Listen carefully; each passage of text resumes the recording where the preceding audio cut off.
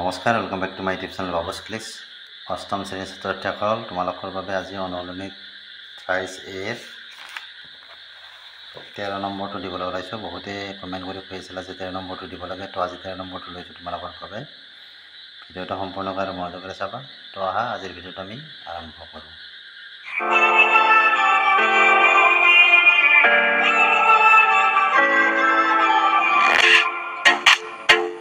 তো 13 নম্বৰত কি আছে? এটা বহুভুজৰ অন্তঃকোণবোৰৰ সমষ্টি 32 সমকোণ, ইয়াৰ বাহুৰ সংখ্যা কিমান উল্লেখ কৰিছে আমাক। প্ৰথমতে আমি জানিব লাগিব অন্তঃকোণৰ সমষ্টি ওলোৱা সূত্ৰটো কি। সেই সূত্ৰৰ দ্বাৰাই আমি কি কৰিব পাৰিম? ইয়াৰ বাহুৰ সংখ্যাটো নিৰ্ণয় কৰিব পাৰিম। তো আমাক দিয়া আছে বহুবস্তুৰ অন্তঃকোণবোৰৰ সমষ্টি কিমান? 32 সমকোণ। 32 সমকোণ মানে কি? 32 × 90, হয়নে? কাৰণ এক সমকোণত কি হয় আমাৰ 90 ডিগ্ৰী, গতিকে 32 সমকোণ কি হ'ব? 32 × 90। আমি কি জানো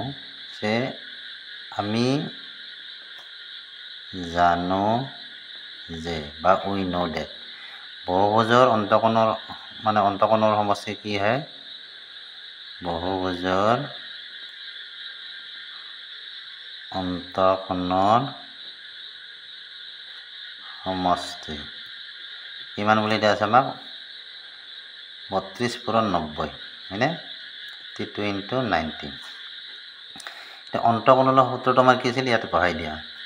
আমি জানো কি সূত্ৰটো? 2n - 4 × সমকোণ বা 90 ডিগ্ৰী, হয়নে? সমান কিমান? 32 × 90।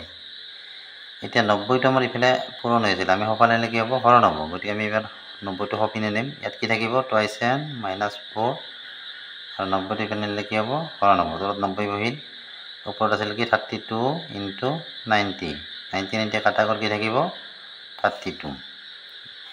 এতিয়া আমাক যিটো বাহুৰ সংখ্যা লাগে, প্ৰথমতে আমি 4টো সপিনে লৈ যাম।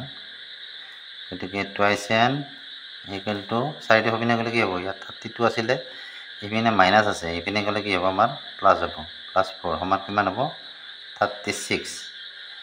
আমাক বাহুৰ সংখ্যা লাগে, অৰ্থাৎ n নাম্বাৰ অফ, গতিকে nটো ইপিনে ৰাখা, 2টো সপিনে পঠাই দিয়া। 2টো সপিনে গ'লে কি হ'ব? nৰ লগত এইটো 2টো পূৰণ হৈ আছিলে, সপিনে গ'লে হৰণ হ'ব। গতিকে 2 দি 36ক হৰণ কৰি দিয়া, কিমান পাবা? 2 দি 36ক 18 বাৰ যাব। এতিয়া বাহুৰ সংখ্যা আমি কিমান পালোঁ? 18। আমাক উলিয়াব আছিল কি? বাহুৰ সংখ্যা। গতিকে এনেদৰে তোমালোকে বাহুৰ সংখ্যা নিৰ্ণয় কৰিব পাৰিবা। তো এইখিনি আছিল ভিডিঅ'টো চাই কেনে পালা জনাবা। ভিডিঅ'টো চাই ভাল লাগিলে ভিডিঅ'টো লাইক কৰিবা, চেনেলটো ছাবস্ক্ৰাইব কৰিবা। আজিলৈ বাই বাই, থেংক ইউ।